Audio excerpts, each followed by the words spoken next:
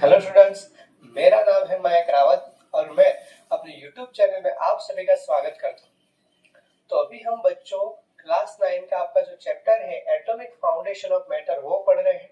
Last lecture में हमने law of conservation मास पढ़ा था कि आपका जो मास है उसका कंजर्वेशन होता है। किसी भी रिएक्शन में आपका जो मास होता है, आपकी कोई भी रिएक्शन हो रही है तो उसका जो रिएक्शन का जो रिएक्टेंट होगा, रिएक्शन होने से पहले उसका जो मास होगा वही मास रिएक्शन खत्म होने के बाद भी वही रहेगा, उसमें कोई भी चेंज नहीं होगा। ठीक है बच्चों। उसके बाद बच्चों आपको यहाँ पर एक एग्जांपल दिया गया है, जैसे कि एग्जांपल 9.1। एग्जांपल 9.1 क्या कहता है बच्चों, जैसे कि आपके पास है कैल्शियम कार्बोनेट। आपके पास जो कैल्शियम कार्बोनेट है बच्चों वो है आपका 4 ग्राम।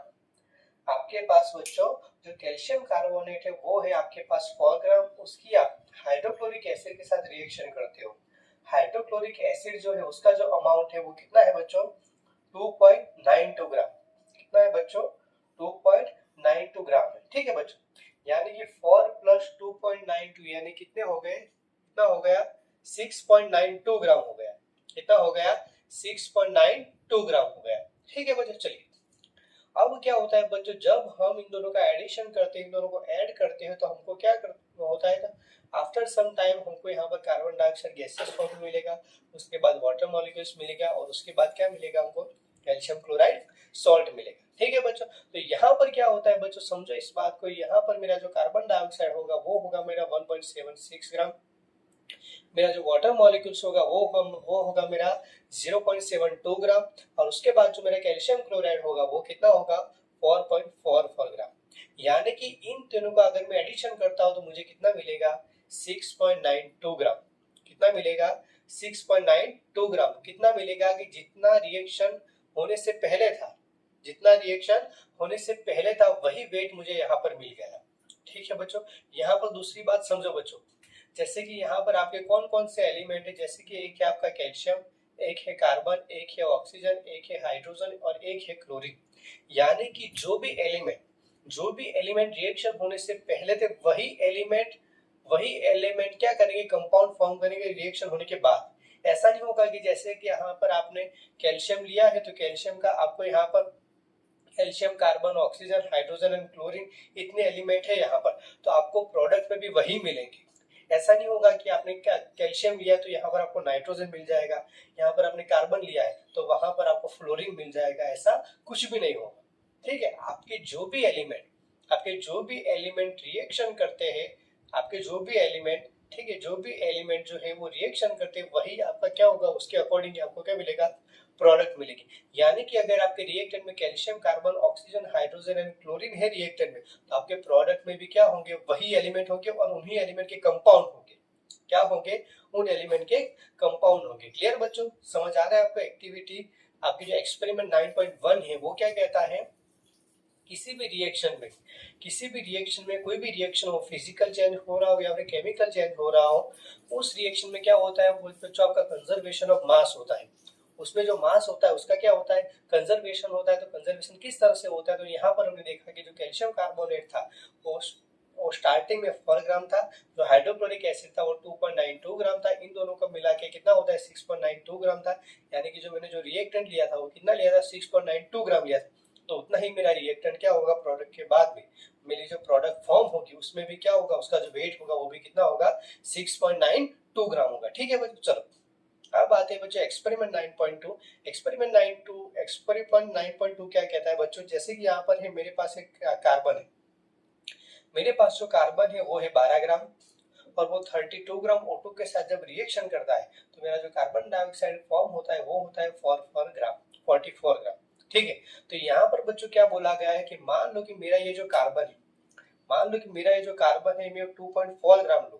कितना लूं, मेरा ये जो कार्बन है वो 2.4 ग्राम लूं, तो सीधी सी बात है यहाँ पर जो कार्बन डाइऑक्साइड जो मुझे मिलेगा उसका अमाउंट क्या हो जाएगा बच्चों, कम हो जाएगा, क्योंकि यहाँ पर 12 ग्राम से, यहाँ पर 12 ग्राम से मुझे कितना मिल रहा है, 44 ग्राम मिल रहा है। 12 ग्राम से 44 ग्राम मिल रहा है, तो यहाँ पर क्या हो जाएगा, उसके अकॉर्डिंग 12 से 2.4 आ गया तो 44 से भी क्या हो जाएगा, उतना कम हो जाएगा। कितना कम हो जाएगा, तो 2.4 इंटू 44 डिवाइडेड बाई 12, यानी कि कितना कार्बन डाइऑक्साइड फॉर्म होगा, 8.8 gram carbon dioxide dioxide form होगा, 8.8 ग्राम कार्बन डाइऑक्साइड फॉर्म होगा। ठीक है बच्चों, समझ आ रहा है आपको? ठीक है। एक्सपेरिमेंट 9.2 में क्या था, मेरे पास कार्बन था। एक्सपेरिमेंट 9.2 में क्या था, मेरे पास कार्बन था। उस कार्बन की मैंने ऑक्सीजन के साथ रिएक्शन करी तो मुझे कार्बन डाइऑक्साइड फॉर्म हुआ। यहाँ पर मैंने जो कार्बन लिया था वो 12 ग्राम लिया था, ऑक्सीजन लिया था वो 32 ग्राम लिया था।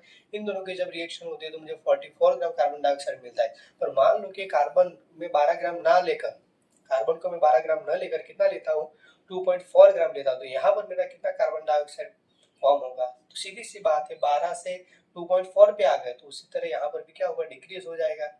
उतना क्या हो जाएगा, डिक्रीज हो जाएगा, कम हो जाएगा। कितना डिक्रीज होगा? तो 2.4, 12 से 44, तो 2.4 से कितना, तो 2.4 इंटू 44 डिवाइडेड बाई 12 यानी कि कितना हो जाएगा, 8.8 ग्राम। क्लियर बच्चों? तो ये जो रिएक्शन थी बच्चों, वो थी आपकी कंजर्वेशन ऑफ मास की रिएक्शन थी, मतलब एक्सपेरिमेंट थे। ठीक है, एग्जाम्पल थे। ठीक है, क्या थे बच्चों, आपके एग्जाम्पल थे। ठीक है, चलिए अब बच्चों नेक्स्ट जो टॉपिक है आपका लॉ ऑफ कांस्टेंट प्रोपोर्शन, वो पढ़ते हैं। आपका जो कंजर्वेशन ऑफ मास जो लॉ था वो किसने दिया था, तो आपके जो एंटोनी लेवोइजर है उन्होंने दिया था। अब बच्चों हम पढ़ेंगे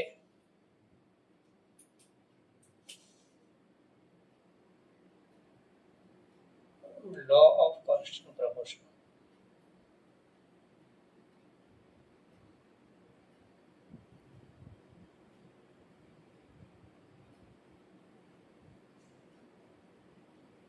लॉ ऑफ कांस्टेंट प्रोपोर्शन, चलो बच्चों समझते हैं कि लॉ ऑफ कांस्टेंट प्रोपोर्शन में क्या होगा। तो लॉ ऑफ कांस्टेंट प्रोपोर्शन क्या कहता है बच्चों, जैसे कि किसी भी कंपाउंड की आप बात करो, किसी भी कंपाउंड की आप बात करो, जैसे कि यहाँ पर मैं बात करता हूँ H2O की, किसी भी कंपाउंड की बात करो तो वो जो कंपाउंड होता है वो किससे किससे बना हुआ होता है, तो एलिमेंट से बना हुआ होता है। जैसे कि यहाँ पर मेरे पास एक एलिमेंट है हाइड्रोजन और एक एलिमेंट है क्या बच्चों, ऑक्सीजन। और ये जो मेरा जो H2O है वो क्या है, मेरा वाटर मॉलिक्यूल से, क्या है बच्चों, मेरा वाटर मॉलिक्यूल से। ठीक है बच्चों, H2O जो है वो केमिकल फॉर्मूला है, किसका केमिकल फॉर्मूला है, वाटर मॉलिक्यूल्स का। अब समझे इस बात को, यहाँ पर क्या होगा, लॉ ऑफ कांस्टेंट प्रोपोर्शन क्या कहता है यहाँ पर बच्चों, जैसे कि कोई भी कंपाउंड हो, कोई भी कंपाउंड हो, जैसे कि यहाँ पर अगर मैं वाटर की बात करूं, कोई भी कंपाउंड हो, जैसे कि यहाँ पर अगर मैं वाटर की बात करूं, तो वाटर में जो एलिमेंट्स रहते हैं, वाटर में जो एलिमेंट्स रहते हैं, जैसे कि यहाँ पर जो हाइड्रोजन है और ऑक्सीजन है, तो उनका जो अमाउंट होता है, उनका जो रेशियो होता है, मास रेशियो होता है, वो क्या होता है बच्चों, कांस्टेंट होता है। चलो समझो, एग्जांपल से मैं समझाता हूँ। जैसे कि हाइड्रोजन है बच्चों, तो हाइड्रोजन का जो वेट होता है वो कितना होता है बच्चों, 1 यूनिट होता है। कितना होता है, 1 यूनिट होता है। जो ऑक्सीजन होता है उसका जो वेट होता है वो 16 यूनिट होता है। कितना होता है, 16 यूनिट होता है। ठीक है बच्चों, चलो अब यहाँ पर क्या होगा, H2 1 यूनिट, एक हाइड्रोजन का 1 यूनिट, तो H2 यानी कि 2 हाइड्रोजन का कितना हो जाएगा, 2 यूनिट हो जाएगा। ठीक है, चलिए ऑक्सीजन तो एक ही है तो कितना हो जाएगा, 16 यूनिट। चलो यहाँ पर बच्चों हाइड्रोजन और ऑक्सीजन का जो रेशियो है मेरे पास वो है 2:16। पर मान लो कि मैं दोनों को 2 से मल्टीप्लाई करूं, दोनों को 2 से मल्टीप्लाई करूं, तो यहाँ पर मेरा जो रेशियो आ जाएगा वो कितना आ जाएगा, 1:8 आ जाएगा। कितना आ जाएगा, 1:8। ठीक है, यहाँ पर जो हाइड्रोजन होगा, हाइड्रोजन और ऑक्सीजन का जो रेशियो हो जाएगा वो कितना हो जाएगा, 1:8। यानी कि मान लो कि बच्चों आपने जो पानी का मॉलिक्यूल लिया, आपने जो पानी लिया वो ओशिन से लिया, मान लो कि आपने ओशिन से पानी लिया या फिर रिवर से लिया या फिर बोरवेल से लिया, आप किसी भी जगह पर का पानी लो, नदी तालाब हो, ओशिन हो, समुद्र हो, ठीक है, आपके घर में जो आरओ है उसका पानी हो, कोई भी पानी हो, अगर आपके पास पानी है तो पानी के अंदर क्या होगा, वाटर मॉलिक्यूल्स होगा। वाटर मॉलिक्यूल्स में क्या होगा बच्चों, वाटर मॉलिक्यूल्स किसका बना हुआ है, तो हाइड्रोजन एंड ऑक्सीजन का। तो उसमें जो हाइड्रोजन होगा उसका जो वेट होगा वो 1 ग्राम होगा, और उसके अकॉर्डिंग जो ऑक्सीजन होगा उसका कितना होगा, 8 ग्राम होगा या फिर 8 यूनिट होगा। कितना होगा, 8 यूनिट होगा। ठीक है बच्चों, समझ आ रहा है आपको। कांस्टेंट प्रोपोर्शन यानी क्या बच्चों, की जो प्रोपोर्शन है, यहाँ पर प्रोपोर्शन क्या है बच्चों, हाइड्रोजन और ऑक्सीजन का जो प्रोपोर्शन यानी कि जो रेशियो है वो क्या है, 1:8, 1 यूनिट रेशियो 8 यूनिट, 1 ग्राम रेशियो 8 ग्राम। समझ आ रहा है बच्चों आपको? यहाँ पर हाइड्रोजन और ऑक्सीजन का जो प्रोपोर्शन है, जो रेशियो है, वो क्या है? 1:8, 1 यूनिट रेशियो 8 यूनिट। यहाँ पर जो मतलब जो प्रोपोर्शन है वो क्या है? फिक्स्ड है। फिर पानी कोई सा भी हो, ओशियंस का हो, रिवर्स का हो, बोरवेल्स का हो, ठीक है, गटर का ही पानी क्यों ना हो, पर उसके अंदर वो पानी है तो उसके अंदर जो H2 का जो रेशियो होगा वो क्या होगा बच्चों आपका? 1:8 होगा। तो आपका यही है आपका लॉ ऑफ कांस्टेंट प्रोपोर्शन, यानी कि आपके पास कोई भी कंपाउंड है, यहाँ पर आपके पास कोई भी कंपाउंड है, तो वो जो कंपाउंड होगा बच्चों, उसके अंदर जो एलिमेंट्स होंगे, उसके अंदर जो एलिमेंट्स होंगे, उन एलिमेंट्स के अंदर जो रेशियो रहेगा, जो मास रेशियो रहेगा, वो क्या रहेगा बच्चों? फिक्स्ड रहेगा, कांस्टेंट रहेगा।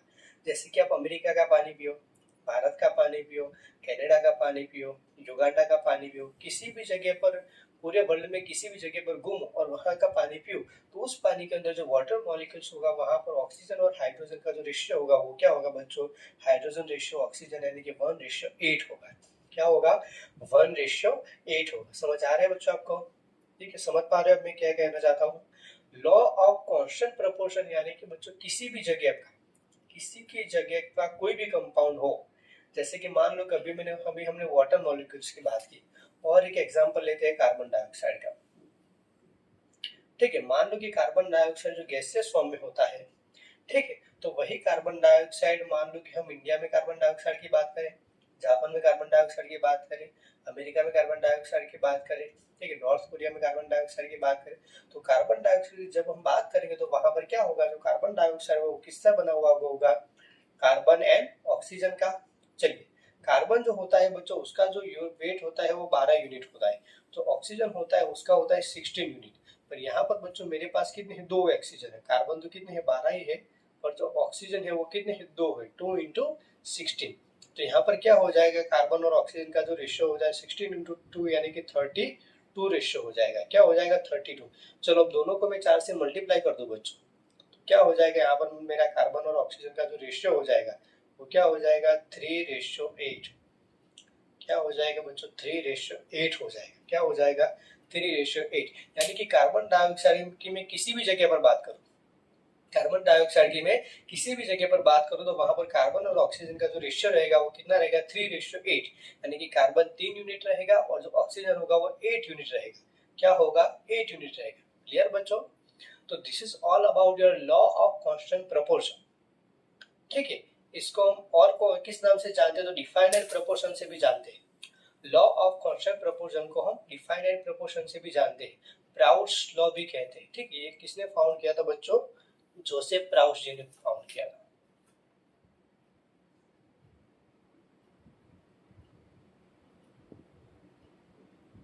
जोसेफ प्राउड्स जी ने फाउंड किया था। जो लॉ ऑफ कंजर्वेशन मास था वो एंटोनी लेविस ने फाउंड किया था। इसको हम प्राउड्स लॉ भी कहते हैं, इसको हम प्राउड्स लॉ भी कहते हैं। ठीक है बच्चों, समझ आ रहा है आपको? चलिए, उसके बाद बच्चों यहाँ पर यही सारी चीजें हैं, मैंने जिस चीज का आपको यहाँ पर एग्जांपल दिया। जैसे कि मान लो कि आप 9 ग्राम पानी लेते हो, आपके पास 9 ग्राम पानी है, तो 9 ग्राम पानी है यानी कि उसके अंदर क्या होगा बच्चों? रेशियो क्या है हमारा हाइड्रोजन और ऑक्सीजन का? हाइड्रोजन 1 ग्राम होगा और ऑक्सीजन कितना होगा? 8 ग्राम होगा। यानी कि अगर आपके पास 9 ग्राम पानी है तो उसके अंदर 1 ग्राम हाइड्रोजन होगा और जो ऑक्सीजन होगा वो 8 ग्राम होगा। मान लो कि आपके पास 9 ग्राम से ना होकर 18 ग्राम है, तो वहां पर 2 ग्राम हो जाएगा, हाइड्रोजन 2 ग्राम हो जाएगा और ये कितना हो जाएगा? 16 ग्राम हो जाएगा। ठीक है बच्चों, देखो, law of constant proportions, law of definite proportion, definite यानी कि फिक्स्ड प्रोपोर्शन, और समटाइम्स प्राउड्स लॉ भी हम कहते हैं। क्लियर बच्चों, समझ आया? लॉ ऑफ कांस्टेंट प्रोपोर्शन यानी क्या? आपके पास कोई भी कंपाउंड है बच्चों, कोई भी कंपाउंड है, उस कंपाउंड, वो जो कंपाउंड होता है वो जिस एलिमेंट से बना हुआ होता है, उनका जो रेशियो रहता है वो उस कंपाउंड में फिक्स्ड रहता है। जैसे कि यहाँ पर हम वाटर मॉलिक्यूल्स की बात करें, तो आप कहीं का भी पानी पियो, अमेरिका का पानी पियो, कनाडा का पानी पियो, भारत का पानी पियो, भारत के किसी छोटे से गांव का पानी पियो, तो उसमें जो पानी रहेगा उसके अंदर जो हाइड्रोजन और ऑक्सीजन का जो रेशियो रहेगा वो क्या रहेगा? फिक्स्ड होगा। क्या होगा? फिक्स्ड रहेगा, कांस्टेंट रहेगा, डिफाइनाइट होगा। डिफाइनाइट का एक दूसरा मीनिंग क्या है? डिफाइनाइट प्रोपोर्शन यानी कि कांस्टेंट प्रोपोर्शन। क्लियर बच्चों? चलिए, उसके बाद बच्चों यहाँ पर आपको एक एग्जांपल है 9.3 है, चलिए समझते हैं वो क्या कहता है आपका एग्जांपल 9.3।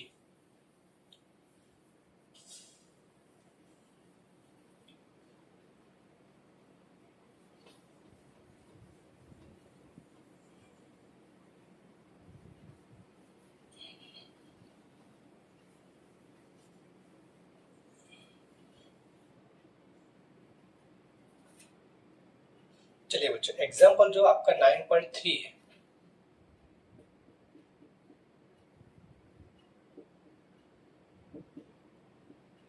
एग्जाम्पल 9.3 है, वो क्या था, कहता है आपके पास बच्चों NaCl है।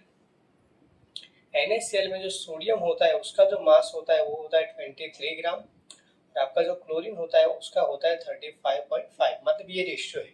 आपके NaCl होता है जो नमक होता है, जो रॉक सॉल्ट, इसका नाम एक रॉक सॉल्ट है, ठीक। इसको जनरल सॉल्ट भी कहते हैं, कॉमन सॉल्ट भी कहते हैं, ठीक है। कॉमन सॉल्ट क्यों कहते हैं, क्योंकि घर में हमने जो नमक, टाटा नमक यूज करते हैं वो भी क्या होता है, सॉल्ट का होता है, ठीक। NaCl होता है। तो NaCl में आपका जो सोडियम होता है वो 23 ग्राम होता है, और जो क्लोरीन होता है वो 35.5 ग्राम होता है। पर यहाँ पर क्या बोला गया है कि मान लो कि मैं क्या करता हूँ, इफ 46 ग्राम सोडियम क्लोराइड, समझो इस बात का। NaCl कब फॉर्म होता है, जब आपका जो सोडियम हो और क्लोरीन हो, तो क्लोरीन 35.5 ग्राम हो और जो सोडियम हो 23 ग्राम हो, इसके साथ जब रिएक्शन करता है तो तब आपका NaCl फॉर्म होता है। अब यहाँ पर क्या कहता है बच्चों, if 46 gram of sodium react, मान लो कि 23 की जगह पर मैं 46 ग्राम सोडियम का यूज करता हूँ, तो सीधी सी बात है, ये क्या होगा, देखो ये 23 से क्या हो गया बच्चों, डबल हो गया। पहले मैंने 23 ग्राम में सोडियम लिया था, तो उसके साथ मैंने कितने क्लोरीन की रिएक्शन करी थी, कितने ग्राम की, तो 35.5 ग्राम की करी थी। पर मेरे पास अब जो सोडियम है वो डबल हो गया, तो ये भी क्या हो जाएगा, डबल हो जाएगा। कितना हो जाएगा, 35.5 का डबल कितना होगा, 71 ग्राम हो जाएगा। कितना हो जाएगा, 71 ग्राम का हो जाएगा। क्या हो जाएगा आपका एग्जाम्पल जो 9.3 है वो क्या कहता है आपका, डिफाइनाइट प्रोपोर्शन पे आधारित, कांस्टेंट प्रोपोर्शन पे डिपेंड है, ठीक। यहाँ पर क्या होता है, जो सोडियम हो 23 ग्राम है, जो क्लोरीन है वो 35.5 ग्राम है। जब सोडियम 23 ग्राम, क्लोरीन 35.5 ग्राम जब रिएक्शन करते हैं तो आपका जो सोडियम क्लोराइड फॉर्म होता है वो कितना होता है, 23:35.5 रहता है, ठीक है। पर मान लो कि जो सोडियम है वो 23 को ना लेकर मैं 46 लूं, यानी कि डबल कर दूं, यहाँ पर ये भी क्या हो जाएगा, डबल हो जाएगा, यानी टोटल क्या हो जाएगा, 71 ग्राम हुआ। 35.5 की जगह पर क्या हो जाएगा, 71 ग्राम हो जाएगा। क्लियर बच्चों। चलिए उसके बाद बच्चों डाल्टन्स एटॉमिक थियरी है आपकी बुक में, डाल्टन्स एटॉमिक थियरी पढ़ते हैं। उसके जो पोस्टुलेट है अलग अलग, उन्होंने जो अलग अलग धारणाएं की है वो धारणाएं अभी हम पढ़ेंगे, ठीक है। चलिए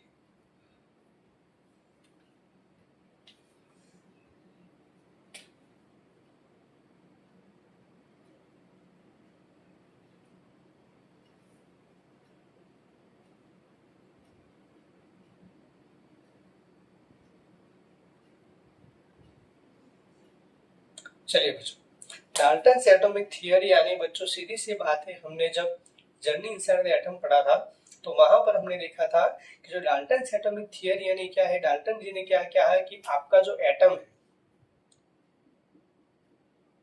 आपका जो एटम है वो छोटे से छोटा पार्टिकल है, टाइनी पार्टिकल है।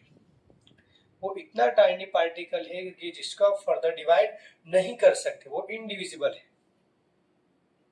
वो क्या है बच्चों, इनडिविजिबल है, जिसको आप फर्दर डिवाइड नहीं कर सकते, जिसको आप फर्दर डिवाइड नहीं कर सकते, वो आपका एटम है। छोटे से छोटा क्या है बच्चों, पार्टिकल है, एकदम छोटू सा पार्टिकल है जिसको आप फर्दर डिवाइड नहीं कर सकते। तो उस पार्टिकल को हमने क्या नाम दिया था बच्चों, उस पार्टिकल को हमने क्या नाम दिया था, एटम नाम दिया था, ठीक है बच्चों। क्या नाम दिया था, एटम। दूसरी बात, डाल्टन्स एटॉमिक थियरी की बच्चों दूसरी मेन बात यह है कि जो हमने जो पढ़ा, हमने जो बच्चों पढ़ा, ठीक है, जैसे कि अभी हमने कंपाउंड के बारे में चीज पढ़ी थी, ठीक है। कोई भी कंपाउंड हो आपके पास, जैसे कि वाटर मॉलिक्यूल्स हो, एमोनिया हो या फिर कार्बन डाइऑक्साइड हो, आपके पास कोई भी कंपाउंड हो बच्चों, तो उस कंपाउंड में जो एलिमेंट्स रहते हैं, उस कंपाउंड में जो एलिमेंट्स रहते हैं उनका जो मास रेशियो होता है, उनका जो मास रेशियो होता है बच्चों, वो क्या रहता है, फिक्स्ड रहता है, कांस्टेंट रहता है।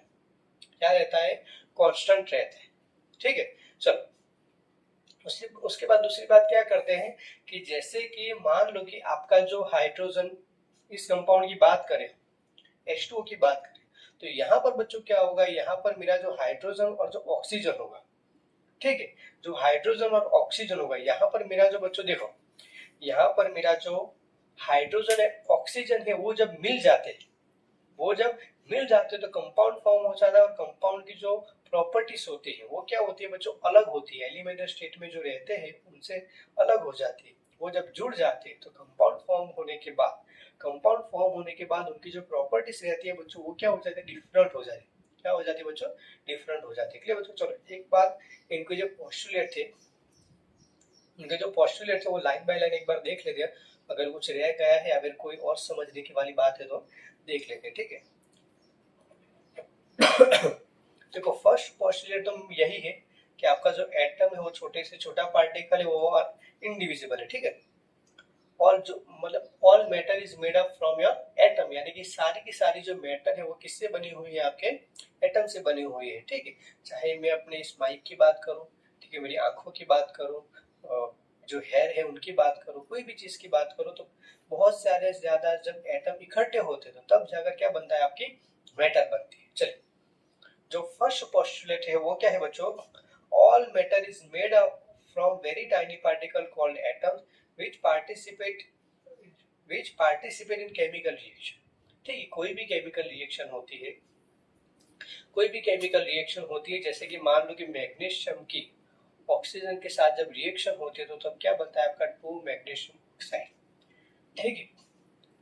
कोई भी केमिकल रिएक्शन होती है तो उस केमिकल रिएक्शन में कौन पार्टिसिपेट करता है, आपके एटम या फिर एलिमेंट, ठीक है। जैसे कि ये मैग्नीशियम एलिमेंट है तो उसके अंदर क्या होते हैं, मैग्नीशियम के एटम्स होते हैं। ये ऑक्सीजन है तो उसके अंदर क्या होंगे, ऑक्सीजन के एटम्स होंगे। तो इन दोनों की जब रिएक्शन होगी तो क्या मिलेगा आपको, मैग्नीशियम ऑक्साइड मिलेगा। इन दोनों की रिएक्शन किस तरह से होती है, तो मैग्नीशियम की रिबन होती है। मैग्नीशियम की क्या होगा बच्चों, रिबन होगी। उसको जब आप जलाओगे तो जलेगा किसकी मदद से, एयर में जो ऑक्सीजन होगा उसकी मदद से जलेगा। व्हाइट डेजिलिंग फ्लेम के साथ जलेगा और आपको क्या मिलेगा, मैग्नीशियम ऑक्साइड क्या मिलेगा, नीचे ऐश मिलेगी, उसकी राख मिलेगी नीचे, ठीक। तो इस तरह से इसकी रिएक्शन होती है, ठीक है।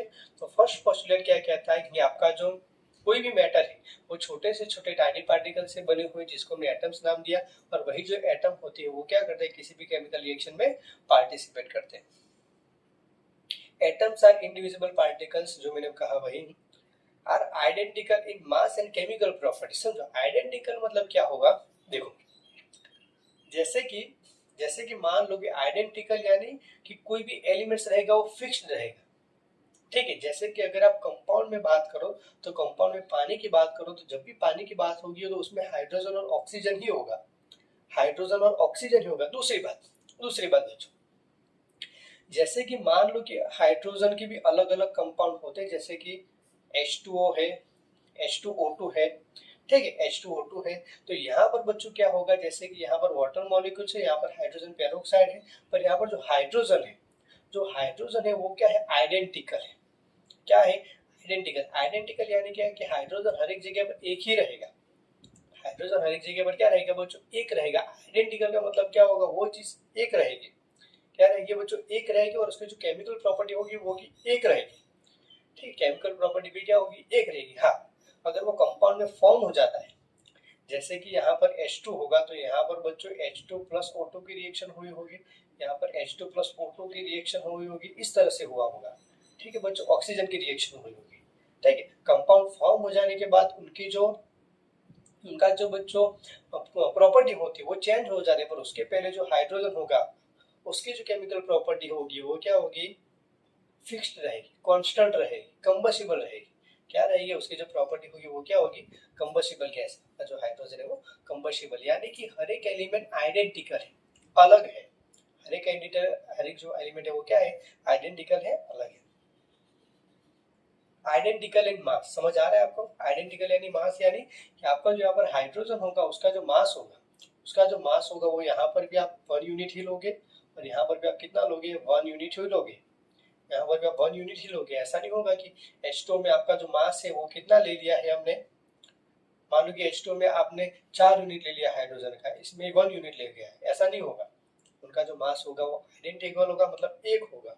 हर एक कंपाउंड में क्या होगा, एक होगा। चलिए, इसके बाद है बच्चों, atoms of different elements have different masses and chemical properties, ठीक। एटम्स ऑफ डिफरेंट एलिमेंट्स मतलब अलग अलग एलिमेंट्स के जो मास होते हैं वो डिफरेंट होते हैं। जैसे कि हाइड्रोजन का 1 यूनिट है, ऑक्सीजन का है वो 16 यूनिट है, नाइट्रोजन का है वो 14 यूनिट है, यानी कि जो मास है वो डिफरेंट एलिमेंट के अलग अलग है, ठीक है। Atoms combine in a ratio of simple whole numbers. ठीक है, अब जो दो पोस्टुलेट है हमने जो अभी पढ़ा था, आपका जो लॉ ऑफ कांस्टेंट प्रोपोर्शन पढ़ा था उस पे बेस है। जैसे कि अगर आप वाटर मॉलिक्यूल्स की बात करो तो उसमें हाइड्रोजन और ऑक्सीजन का जो रेशियो है 1:8 है। क्या है बच्चों? 1:8 है। ये क्या हो गया आपका रिलेटिव नंबर हो गया। ये क्या होगा 1:8 क्या हो गया आपका रिलेटिव नंबर हो गया। ठीक है, क्या हो गया आपका रिलेटिव नंबर हो गया, रिलेटिव नंबर हो गया। ठीक है, चलिए द रिलेटिव नंबर या फिर ratio of simple whole number यही आपका हो गया। ठीक है, रेशियो जो हो गया आपका 1:8 वो क्या हो गया होल नंबर हो गया। क्या हो गया होल नंबर हो गया। क्लियर बच्चों? तो this is all about your Dalton's atomic theory कि डाल्टन जी ने क्या क्या चीजों के बारे में बात की। सबसे पहले उन्होंने ये कहा कि आपका जो एटम है वो छोटा सा सा पार्टिकल है। ठीक है, किसी भी केमिकल रिएक्शन में जो एलिमेंट्स होते हैं उनमें जो एटम होते हैं, एलिमेंट्स के जो एटम है वो पार्टिसिपेट करते हैं, यानी कि एटम पार्टिसिपेट करते हैं। उसके बाद उन्होंने क्या कहा कि आपका जो एटम है इंडिविजिबल है। चौथी बात उन्होंने क्या कही कि आपका जो एलिमेंट है, आपका जो एलिमेंट है वो identical in mass and chemical properties. जैसे कि यहाँ पर जो हाइड्रोजन है H2O की बात करो या फिर H2O तो हाइड्रोजन पेरोक्साइड की बात करो, तो उनके अंदर जो हाइड्रोजन होगा उसका जो मास होगा वो 1 यूनिट लोगे, और जो ऑक्सीजन होगा उसमें भी 16 यूनिट लोगे, और इसमें भी क्या होंगे 16 यूनिट लोगे। यानी कि मास और केमिकल प्रॉपर्टीज में क्या होते हैं वो आइडेंटिकल होते हैं। इसके बाद बच्चों ने क्या बात करी कि रिलेटिव नंबर में क्या होते हैं वो फिक्स रहते हैं। कोई भी कंपाउंड होता है, ठीक है, अलग अलग कंपाउंड होते हैं। जैसे कि H2O की बात करें तो ये जो कंपाउंड बना है वो ऑक्सीजन और हाइड्रोजन की मदद से बना है। तो यहाँ पर हाइड्रोजन और ऑक्सीजन का जो रेशियो रहेगा वो क्या रहेगा फिक्स्ड रहेगा, कांस्टेंट रहेगा। क्लियर बच्चों? समझ आया? तो आज हमने क्या पढ़ा? एक पढ़ा लॉ ऑफ कांस्टेंट प्रोपोर्शन, दूसरा क्या पढ़ा बच्चों डाल्टन्स एटॉमिक थ्योरी। ठीक है, आज के लेक्चर में इतना ही है। ठीक है बच्चों, हम शांति शांति जाएंगे, शांति से पढ़ेंगे। ठीक है, ये केमिस्ट्री का आपका लास्ट चैप्टर है। क्लियर? तो शांति से आप एक बार पढ़िए। ठीक है, बार बार रिवाइज करिए टॉपिक को। अगर कुछ भी समझ में नहीं आता तो कमेंट सेक्शन में वो पूछिए कि सर इसका मतलब क्या होगा। मान लो कि पर्टिकुलर टॉपिक आपको सीखना है, क्लास 9 का, 10 का, क्लास 11 केमिस्ट्री, क्लास 12 केमिस्ट्री, तो भी आप मुझे पूछ सकते हो। क्लियर बच्चों? तो ठीक है बच्चों, अगर वीडियो अच्छा लगा हो तो प्लीज लाइक कमेंट शेयर करना मत भूलिएगा। ठीक है बच्चों, थैंक यू सो मच।